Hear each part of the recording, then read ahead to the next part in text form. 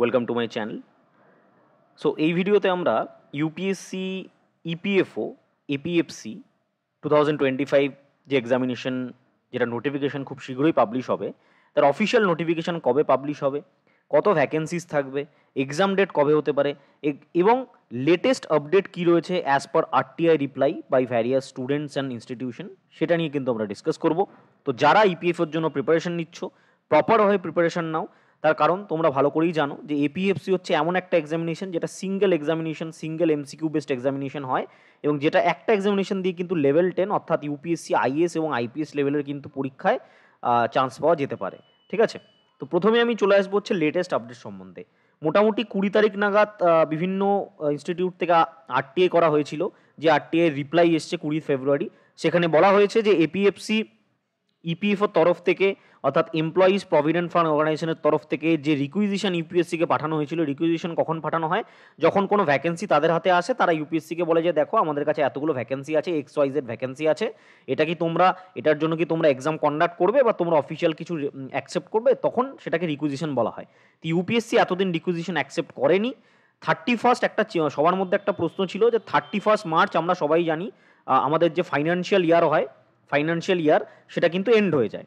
তো 31 মার্চের আগে যদি তারা রিকুইজিশন অ্যাকসেপ্ট না করতো তাহলে কিন্তু একটা সমস্যার মধ্যে পড়ে যেতাম।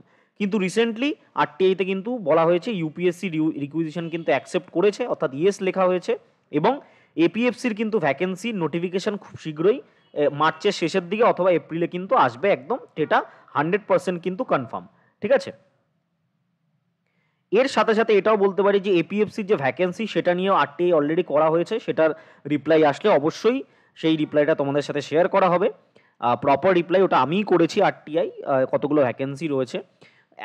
আগের আরটিআই অনুযায়ী আমরা যেটা জানি মোটামুটি 74 ভ্যাকেন্সিস ছিল, বাট সেটা ইনক্রিজ হতে পারে, তার কারণ বিভিন্ন ভ্যাকেন্সিস বিভিন্ন জায়গায় এসে গেছে, প্রমোশনাল অ্যাসপেক্টের জন্য অনেকগুলো ভ্যাকেন্সি ক্রিয়েট হয়েছে। মোটামুটি নিয়ার অ্যাবাউট 90 থেকে 105 মধ্যে ভ্যাকেন্সি আমাদের থাকতে পারে ফর এপিএফসি 2025।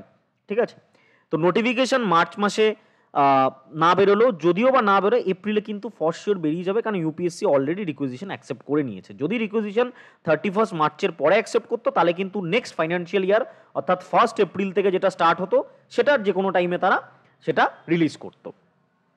নেক্সট যেটা, তোমরা যারা ইউপিএসসি, ইপিএফের জন্য প্রিপারেশন নিচ্ছ, আমি অনলাইন একটা গাইডেন্স প্রোগ্রাম স্টার্ট করেছি, যেখানে 6 মান্থের তোমরা ডিউরেশন পাবে এবং লাইভ এবং রেকর্ডেড ক্লাসেস পাবে, প্রপার গাইডেন্স পাবে। এপিএফসি এবং এওইও দুটোই কিন্তু কভার করা হবে। এটার সম্বন্ধে আরও ডিটেল জানতে নিচের এই নাম্বারে তোমরা হোয়াটসঅ্যাপ করতে পারো বা কল করতে পারো। 33% অফ চলছে আপাতত লিমিটেড পিরিয়ডের জন্য, 1999 অর্থাৎ মাত্র 2000-এ তোমরা কিন্তু সমগ্র কোর্সটা পেয়ে যাবে ফর ইউপিএসসি, ইপিএফও এক্সামিনেশন। এবার আসি হচ্ছে টেন্টেটিভ এক্সাম ডেটে। এক্সাম ডেট আমাদের কত হতে পারে? তো তোমরা জানো যে ইউপিএসসি প্রত্যেক বছর কি করে, ক্যালেন্ডার প্রোভাইড করে, রিভাইজড ক্যালেন্ডার। এবছরও 2025-এর জন্য রিভাইজড ক্যালেন্ডার তারা পাবলিশ করেছিল গত বছর। সেই ক্যালেন্ডারে কি বলা রয়েছে, কতগুলো রিজার্ভ ডেট থাকে, মানে এরকমভাবে রিজার্ভ ফর ইউপিএসসি 8টি এক্সামিনেশন। এই ডেটগুলোতে ইউপিএসসি স্পেশালাইজ যে এক্সামিনেশন হয়, যার মধ্যে ইপিএফও পড়ে, এপিএফসি এবং এওইও দুটো কিন্তু নেয়, এই রিজার্ভ ডেটগুলোতে হওয়ার চান্সেস আছে। তো তোমরা দেখো যে জুন মাসে একটা ডেট রয়েছে 14 জুন, জুলাইতে একটা ডেট রয়েছে, এটা এখানে 2 ডেজ রয়েছে, তারপরে হচ্ছে আগস্টে একটা রয়েছে, তারপরে হচ্ছে আমাদের অক্টোবরে রয়েছে। তো আমাদের যদি মার্চে বা এপ্রিলে নোটিফিকেশন বেরোয়, আগের বছরে কিন্তু মার্চে নোটিফিকেশন বেরিয়ে কিন্তু জুলাইতে এক্সাম হয়ে গেছিল within 3 month, March, April, May, June, July, within 3 to 4 মান্থের মধ্যে আমাদের কিন্তু এক্সাম হয়ে গেছিল।